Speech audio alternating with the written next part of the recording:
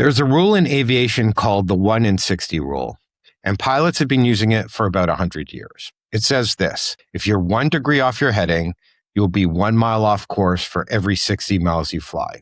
That is the pilot's version, rounded for mental math. So let me put it somewhere where you can see it. A major commercial airway is 150 feet wide, 75 feet from the center line to the edge of the pavement. 1 degree, 1 mile. You're already 17 feet into the dirt. And you can't feel it. There is no shudder, no lurch, nothing in your body that registers anything's happening. Because from inside the aircraft, nothing is happening. The engines are fine, the wings are fine. Everything is operating exactly as designed. You're simply pointed slightly somewhere else. Now run it out. New York to Los Angeles is about 2,470 miles. Hold 2 degrees off the whole way and you arrive roughly 85 miles from where you're meant to be. 85 miles from LAX is Santa Barbara. And that is the part I want you to sit with. Santa Barbara is not a crash site. It's a real airport with real runways, palm trees, and a rental car counter. You descend on a beautiful, clear afternoon. The gear comes down. The tires chirp. Everybody claps because for some reason, people still do that. You land safely, on schedule, but in the wrong city. It's not a plane crash. That is most marriages today. The danger was never catastrophe. The danger was arrival, landing safely, on time, in a life you didn't choose. Nobody in a failing marriage is falling out of the sky. That's exactly what makes it so hard to see. You're both still working, still parenting, still making the mortgage, still showing up at the school thing, still smiling in the photograph. All systems nominal. 2 degrees off for 11 years. Now, I need to correct something because I told this story wrong for a long time. I used to say drift was invisible, that no warning sign was possible, that no one could have known. That's not true. The truth is harder. The instruments were working the entire time. Any modern aircraft would flag 85 miles of cross-track error immediately and loudly. The panel was lit. The data was accurate and available and telling the truth for 11 consecutive years. No one was reading it. It just didn't register. That is the real story. Not that the truth was hidden, that the truth was on a panel and 2 intelligent, loving, exhausted people were looking out the window instead. Which brings me to why this is the most hopeful episode I've made in a while. If 92 feet a mile is enough to quietly relocate an entire life, then 92 feet a mile is enough to build one. The mechanism doesn't care which direction you point it. It is not a moral force. It's a compounding engine. It has been running your whole life. And for the first time in probably a decade, you're the one holding it. And this time, you're going to read the panel. I'm Justin Milrad. This is a Conscious Divorce podcast. Today, the 2 degree shift. I'm going to take you well past the poster version of this idea because the poster version is pretty and the real version will change how you fly and how you operate in your marriage on a daily basis.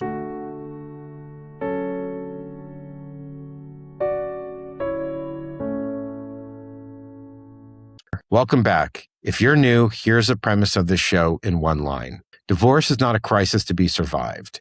It is the most efficient identity upgrade most people will ever be handed against their will.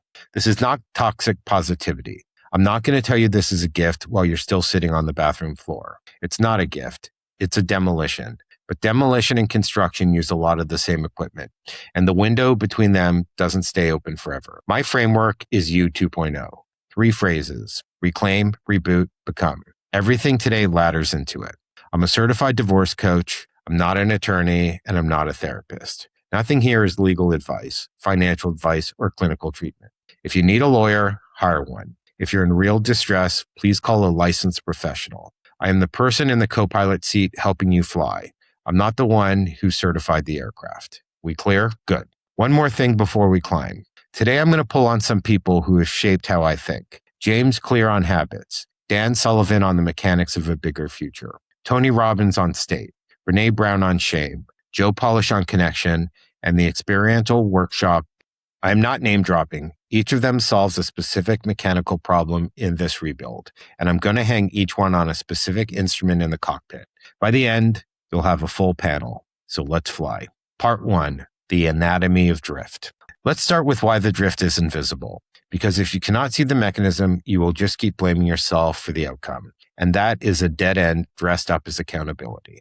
Nobody drifts on purpose. There's no meeting. No one wakes up and announces, Today, I begin the slow architectural collapse of my marriage. There's 1,000 non-decisions, and non-decisions are invisible by definition. You cannot remember what you did not do. Drift is a sum of everything you did not correct, and you cannot remember what you did not correct, which is exactly why it wins. How the 2 degrees actually get set. It almost always starts with efficiency, which is the part nobody expects. You're busy, careers, kids, a mortgage, the logistics of a shared life. So you optimize. You stop having the long conversations because there's no time and the short version is fine. You stop asking, how are you actually doing? Because you already know the calendar and the calendar has quietly become the relationship. You're not being cold, you are being efficient. And efficiency is how 2 intelligent, loving people can share a bed for a decade and slowly become outstanding roommates who happen to have the same last name. Then comes accommodation. You let the small thing go because you love this person and it's not worth a fight. Which is generous, which is mature, which repeated 400 times without ever circling back quietly teaches both of you that your preferences do not go on a schedule. And a person who has learned their preferences do not matter is a person 2 degrees from disappearing inside their own marriage. And then comes the quiet. People assume divorce is the couple who fights. Sometimes, just as often, it's the couple who stopped. The house got calm, suspiciously calm. Because the calm was not peace. The calm was 2 people who had run out of things they were still willing to risk saying. That is drift at cruising altitude. 0 turbulence, perfectly smooth, headed somewhere neither of them chose. If that landed a little too accurately, breathe. Your feeling is not a wound reopening. It is an instrument coming back online. You cannot correct a heading you cannot read, and you're reading it now. Why goals never fixed it. Here's where James Clear earned his seat, and it is the single most useful correction I can offer to how you've probably tried to change before. Clear's central argument in Atomic Habits is that you don't rise to the level of your goals. You fall to the level of your systems. Goals set direction, but they do almost nothing to produce results because everyone in the race has roughly the same goal. What separates outcome is the systems running underneath. Apply that to a marriage and it gets uncomfortable fast. You and your ex had the same goal. Almost every couple does. Nobody stands at an altar planning a mediocre decade. The goal was fine. The goal was beautiful. The system was 2 people who had never been taught how to repair a rupture, running on defaults they inherited from their parents at increasing speed with no scheduled maintenance. And I want you to feel the difference because moral failures produce shame and engineering failures produce a redesign. You did not lack love. You lacked a system. Love without a system is just fuel with no flight plan. Clear's other point is the one that will save you in the rebuild. He argues that real change is identity change, and that every small action functions as a kind of ballot cast for the person you're becoming. Not a transformation, a vote. You're not trying to win the election on Tuesday, you're just trying to stop voting for the old guy. This is what 2 degrees is. It's a vote. It doesn't feel like anything on the day you cast it, but no one wins on one vote, and no one loses on one either. And the tally is what actually decides who you become. Part 2, the broken instrument. Now, I want to tell you about the most dangerous thing in aviation because I've never found a better description of what divorce does to a person. It's called spatial disorientation. And here's how it works. When a pilot loses visual reference at night, in cloud, over water, or no horizon, the inner ear keeps reporting. It just starts lying. The vestibular system is superb at detecting changes in motion and genuinely terrible at detecting sustained ones. So if the aircraft enters a slow, gentle bank, slow enough, the inner ear stops registering it entirely and reports that you're flying straight and level. You're not. You're in a descending turn. And because you feel level and do the most reasonable thing in the world, you pull back on the controls to stop the descent, which in a bank does not raise you. It tightens the turn, which increases the descent rate, which feels like more descent. So you pull harder, which tightens further. Pilots call it the graveyard spiral. And the horror of it is not that the pilot panics. It's the opposite. Every single input is calm, reasonable, and exactly wrong. The instruments are right there on the panel, working perfectly, telling the truth the entire time. The pilot just cannot believe them because the feeling is so overwhelmingly convincing. It was never that the truth was unavailable. It was that the feeling was more persuasive than the instrument. Your inner ear is lying to you right now. I want to be very clear here because this is not me telling you your feelings don't matter. Your feelings matter enormously. They're data. They're the most important data you have about what you value and what you've lost. But data is not navigation. And in the middle of a divorce, you have lost your visual reference. The horizon you use to orient by, the house, the routine, the identity, the Sunday, the assumed future, all of it gone. You're flying in cloud. And in cloud, the feeling that you are level is the least reliable instrument on the aircraft. That is exactly why every reasonable action you take in month 3 feels right and lands wrong. The reply that felt measured, the line you held that felt principled, relationship that felt like healing at the exact moment it was anesthesia. None of that was stupidity. All of it was spatial disorientation. Calm, reasonable, and exactly wrong. Robbins and the order of operations. Tony Robbins has a sequencing idea that maps onto this so cleanly, it's almost unfair. He frames change as state, story, strategy, and he insists on that order. State is your physiology and emotional condition right now. Story is the meaning you're assigning to what happened, and strategy is the plan. His argument, and many, many decades of watching people go through this, tells me he's right, is that almost everyone attacks it backwards. They go looking for strategy first because strategy feels productive, and it's the only one of the 3 you can Google. And they cannot understand why the strategy doesn't take. It doesn't take because a strategy delivered into a dysregulated state does not survive contact with a Tuesday. You cannot install a good plan in a body that is a threat response. The plan is not wrong. The pilot is in spiral, and you are handing him a map. State, then story, then strategy. Hand a brilliant plan to a dysregulated nervous system, and you've just given a map to a man in a spiral. So here's the strategic reordering, and it's the highest level thing in this entire episode. Before you can decide anything that matters, you regulate. Not because regulation is nice, because regulation is the instrument check. You're not calming down to feel better. You're calming down to see accurately. Emotional regulation is not self-care in a divorce. It's aviation. And practically, this is very small, which is the whole thesis. It's the 10 minutes between the message that detonates and the reply you send. It's the walk before the call with the attorney. It's refusing to make a single consequential decision inside a 24-hour window of an emotional spike. Not forever, just until the instruments settle. Part 3, the blameless debrief. All right, now the hard one, and honestly the one I think most people need most. Here's a fact we're sitting with. Commercial aviation is statistically the safest way a human being has ever moved across the earth. It did not start that way. Early aviation was appallingly dangerous. The improvement was not primarily a technology story. It was a culture story. Aviation got safe when it stopped asking whose fault was it and started asking what were the conditions that made this outcome likely. That is not softness. It's the opposite. The blameless debrief is a brutally rigorous process. Nothing gets excused. Nothing gets hidden. Every factor gets examined in daylight. What it removes is not accountability. What it removes is the shame that makes people hide the data. Because here's what they discovered. When you punish the pilot stopped reporting. And when the pilots stop reporting, you lose the very information you need to keep everyone else alive. Blame feels like accountability and functions like a shredder, which is precisely Brené Brown. Brené Brown has spent her career on a distinction that I think is the most practically useful idea in the entire personal growth canon. And it's this. Guilt is about behavior. Shame is about self. Guilt says I did something bad. Shame says I am something bad. Her research findings is the part people skip. Shame doesn't make people better. It correlates with the outcomes you would least want. It is not a coercive force. It's paralytic. Guilt, on the other hand, is genuinely useful because behavior can be examined and changed. A self cannot be examined and changed. It can only be hidden. Now hold that against your divorce. Nearly everyone I work with is running a shame process, calling it accountability. They are not conducting a debrief. They're conducting a trial, and they are the defendant, the prosecutor, and the judge, which is a court configuration with an extremely predictable verdict. You're not doing accountability. You're doing a trial with yourself in all 3 chairs. Guess how that ends? The 2-degree shift here is one of the biggest available, and it's a change in question, not effort. Stop asking what's wrong with me. Start asking, what were the conditions? What was the system? What did I never learn? And from whom did I not learn it? What did I stop saying? And what happened the last time I said it?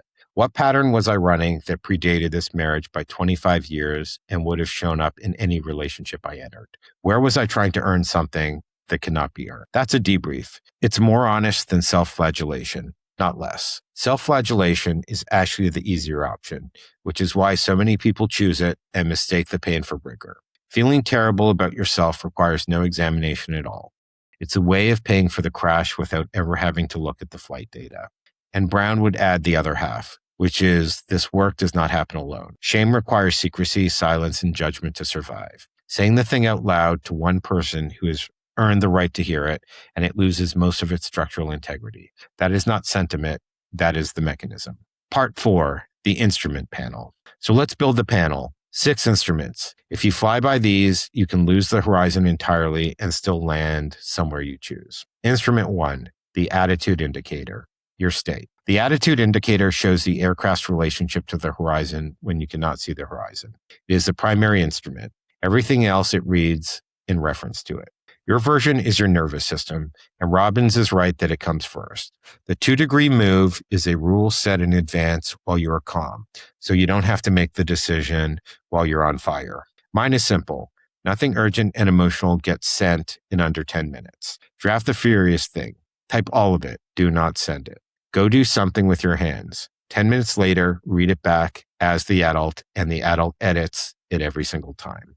That one rule held across a 2-year divorce has protected more custody arrangements than any clever legal maneuver I've ever witnessed. Instrument 2, the altimeter, the gap in the game. This one is Dan Sullivan, and it may be the most immediately relieving idea in this episode. Sullivan's distinction, developed with Ben Hardy, is between the gap and the gain. The gap is a distance between where you are and where your ideal is. The gain is a distance between where you are and where you started. Same position. 2 completely different measurements. And here's the trap.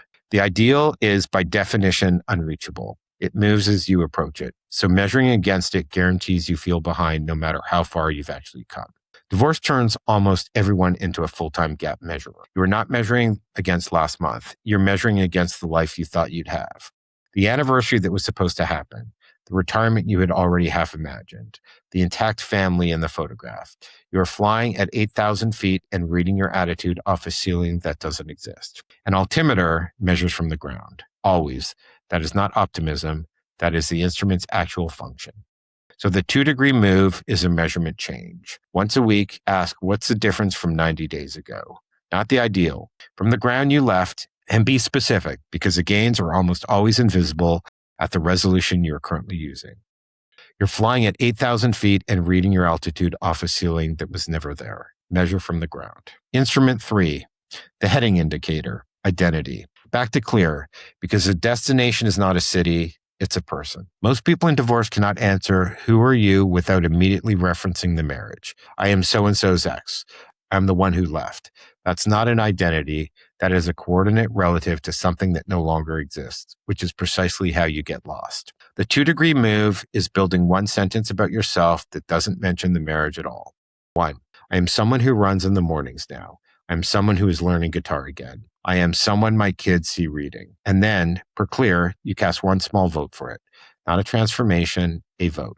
The sentence is not a claim about who you are. It's a heading, and small evidence is how a heading becomes true. Sullivan has a companion idea here that I constantly use with clients. He argues that the fundamental orientation of a good life is always making your future bigger than your past. Not better, bigger. Because the past outweighs your future is an actual definition of feeling old at any age. And divorce is an event that makes you feel past enormous and your future feel like a hallway. Set the heading towards the bigger future, then cast one small vote for it today. That's the whole instrument. Instrument 4, the fuel gauge, connection. Joe Polish says something about addiction that generalizes further than addiction, which is that the opposite of it is connection. And whatever you think about that claim clinically as a description of what happens to a person going through divorce, it is devastatingly accurate. Divorce isolates in a very specific and cruel way.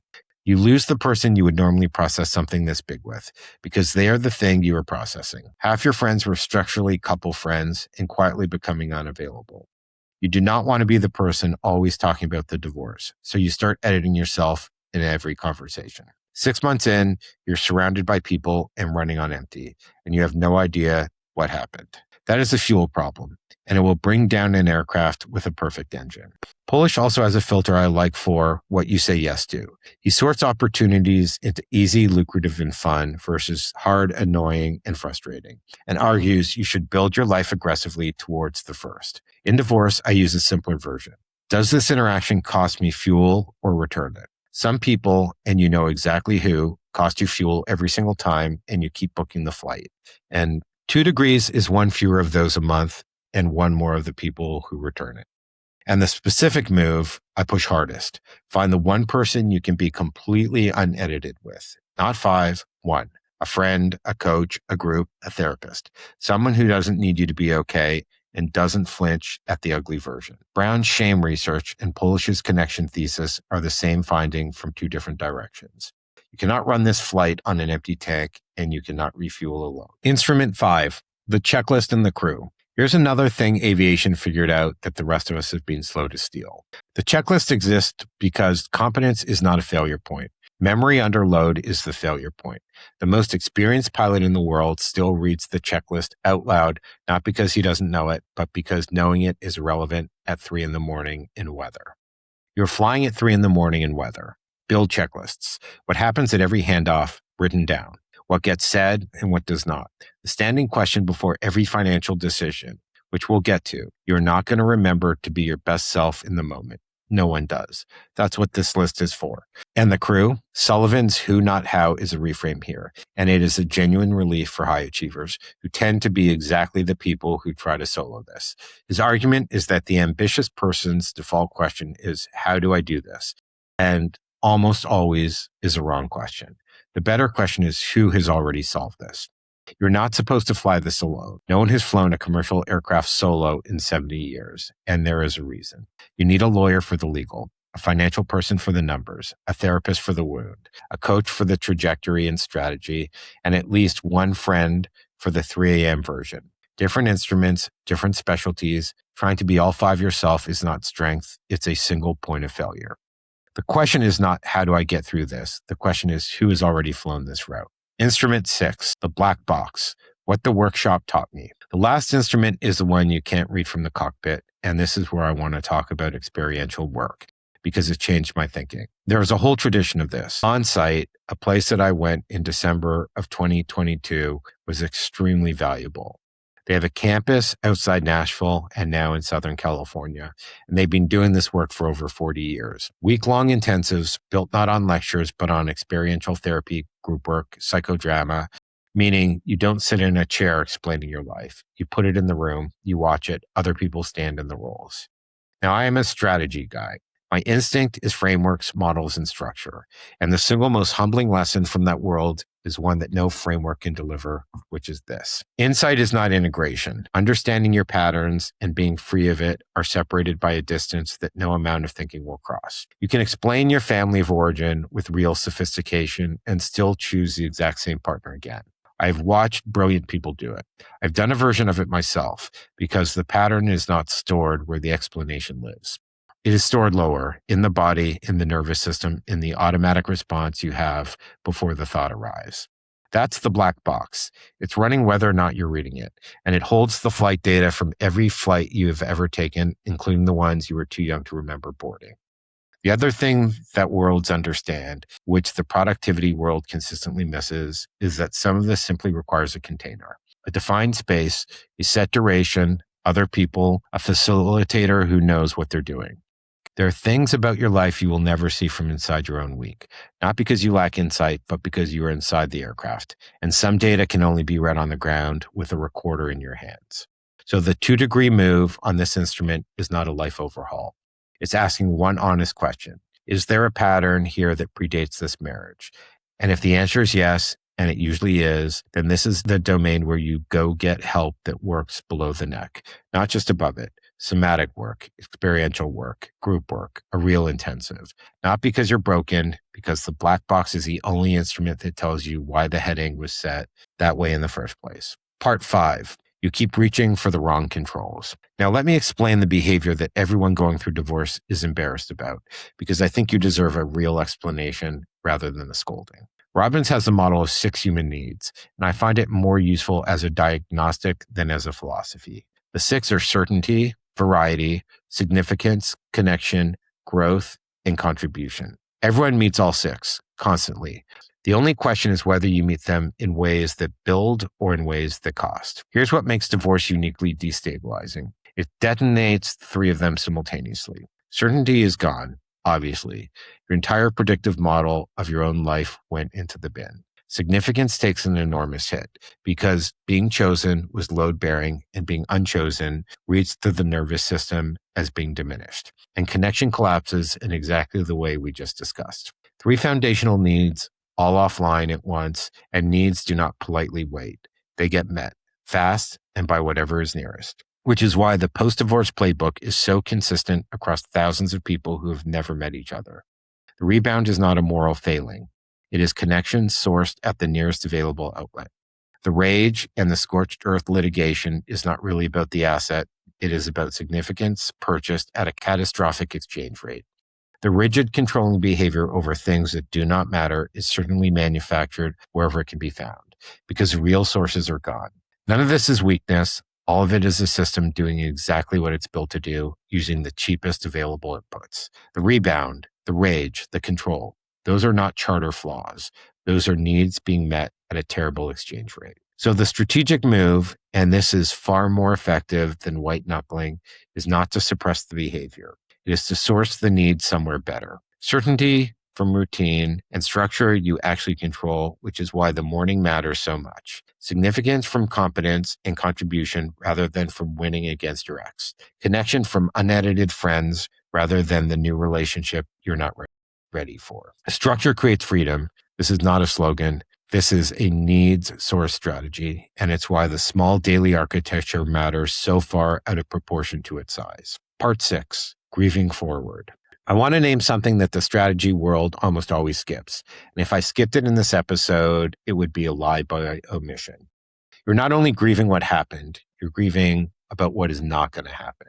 That is a specific kind of loss, and most people cannot locate it, which is why it ambushes them. It is not the marriage you miss on the bad days. Frequently, the marriage was hard, and you know it, which is exactly why the grief feels so confusing and so illegitimate. What you're actually mourning is the future, the version of the holidays that will not exist now. The actual mourning, the graduation with everyone in one photograph, the idea of growing old with a person, which you may have stopped enjoying years ago, but never stopped counting on. That future was real. You lived toward it every day for years, and no one holds a service for it, which is why so many people feel like they're grieving something they are not entitled to grieve. You are entitled. The future was an asset, and it was destroyed, and you're allowed to mourn it. You're not grieving the marriage. You're grieving the future you had already half lived in. No one holds a funeral for that one. This is the one thing that experiential work understands better than strategic. You cannot outrun this part. Grief is not an obstacle in the flight path that you can bank around with better systems. Grief is weather. It has to move through, and the only way through weather is through. And I'll be honest about the failure mode. I see most in high achieving people because I have run it myself. We do not deny the grief. We are too sophisticated for that. We schedule it. We treat it like a work stream with milestones, and we get quietly furious when it doesn't hit the timeline. Grief does not have a timeline. Grief has weather pattern. And the person who is at month 18 and thinks they should be done by now is not behind. They're just reading a schedule that was never real. Here's where Sullivan comes back, and this is reconciliation between grief and strategy, so stay with me. Making your future bigger than your past is not a way of skipping the grief. It's what makes the grief survivable. You cannot make the past smaller. It happened. It was real. It does not shrink. The only variable available to you is the size of the future. And that reason, a 2-degree shift is so much more than a productivity trick in that every single vote you cast for the new heading is quietly adding weight to the other side of the scale on a day when you cannot feel anything changing at all. So you grieve and you set the heading, not sequentially at the same time. That is the actual work, and anyone who tells you that is one or the other hasn't done it themselves. Part 7, the math no one wants to hear. All right, let's talk about the genuinely annoying part of this principle, and I want you to hear it now so it doesn't take you out in month 4. It is slow, and worse than slow, it's invisible while it's working. Clear puts a number on it that has struck with me. 1% better every day compounded across a year is a factor of about 37. 1% worse every day across the same year takes you down roughly 3% of where you started. Same year, same person. Same imperceptible daily delta. 2 radically different cities. And Clear names the trap precisely. He calls it the valley of disappointment. and describes a plateau of latent potential, which is a long, flat stretch where the work is fully underway and none of it is visible yet. This is where almost everyone quits, not because the method failed, because the method has a delivery schedule that human psychology finds intolerable. The compounding is real. The compounding is also backloaded, and it will ask you to keep paying in during the exact stretch where it looks like nothing is happening. And here's the part that should genuinely change how you feel about the boring middle. That same flat stretch is precisely how the marriage came apart.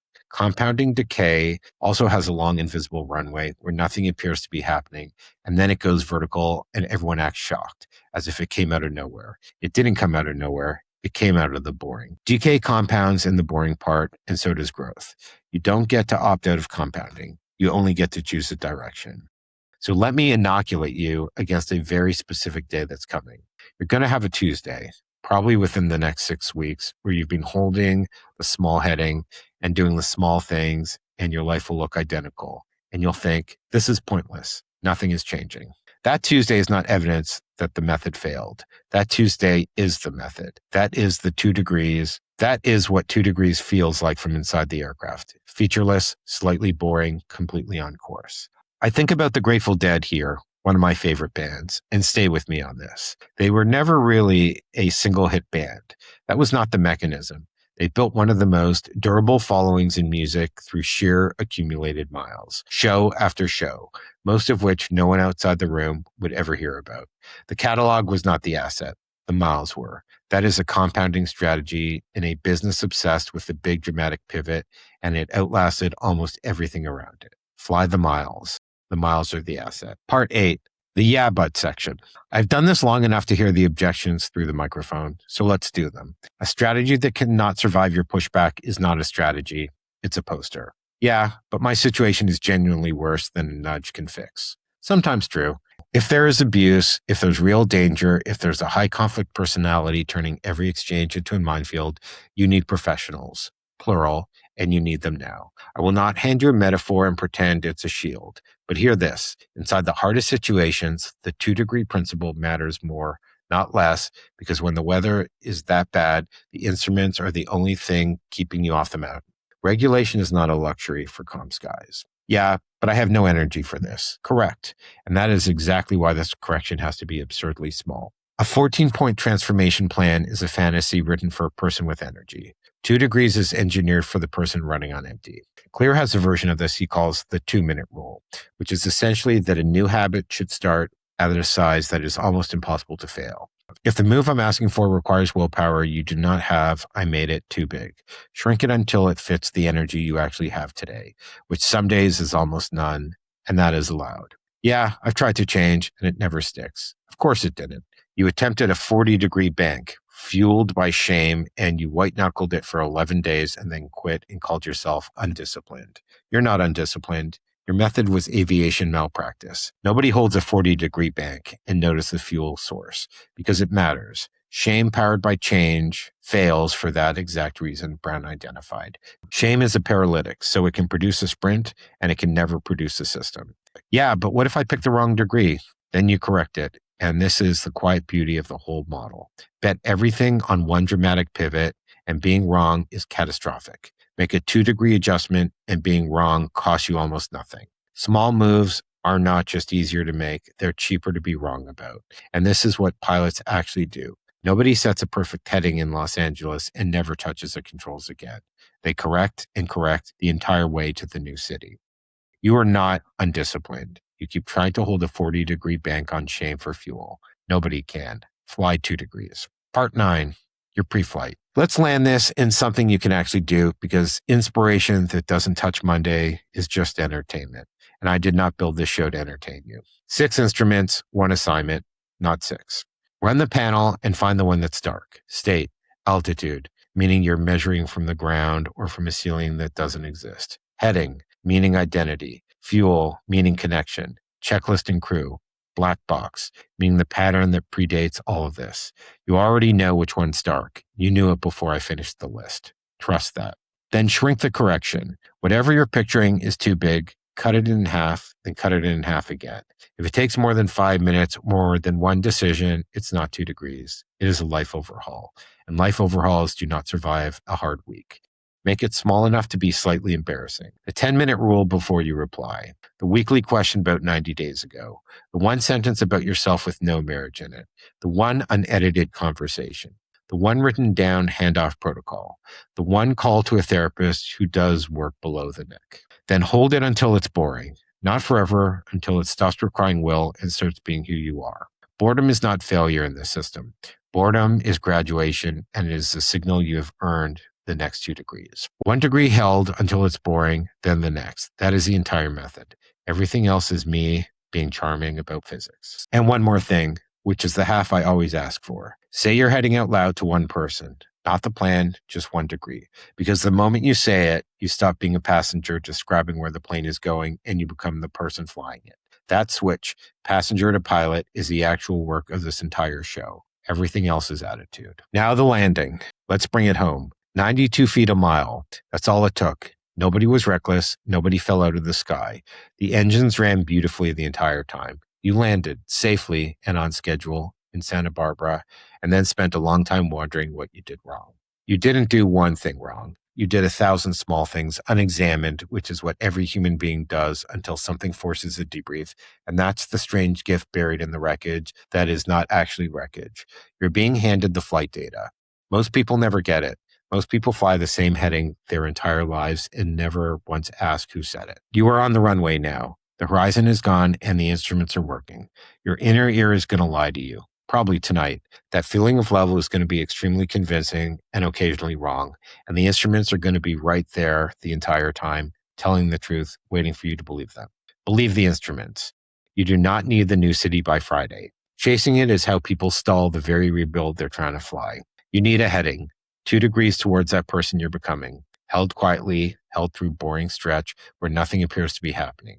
Held while you grieve a future you were entitled to grieve. And then somewhere out over the ocean on an unremarkable day, you will not think to write down. You will notice you're not the person who boarded. You will not be able to point out a moment. There was no moment. There was a heading, and you held it. And 92 feet a mile did the rest. A plane 2 degrees off lands in a different city. So does a life. The only question is who set the heading and whether they meant it. Reclaim the materials, reboot the systems, become 2 degrees at a time, the person on the other side of all this. That's you 2.0, the whole flight. Set up your heading tonight. I'll see you at the next altitude. Thanks for spending time with me on the Conscious Divorce podcast. If this one landed, do the thing the whole episode is about and take one small action. Forward it to the person you thought about while you were listening. You know who they are. They are 2 degrees off and they cannot feel it. And 92 feet from you might be the correction that changes where they land. Everything I do lives at www.reclaimandreboot.me. That's where you'll find my books, including You 2.0, Divorce a Better Way Forward, and the You 2.0 workbook, as well as the newly released co-parenting workbook, also available on Amazon.com. And if you're ready to stop flying on autopilot and set up an intentional heading with someone in the co-pilot seat, I offer a free 30-minute consultation. No pitch, no pressure, just a conversation about your heading. Link is in the show notes, or you can sign up at www.reclaimandreboot.me. Until next time, I'm Justin Milrad. Reclaim, reboot, become 2 degrees at a time.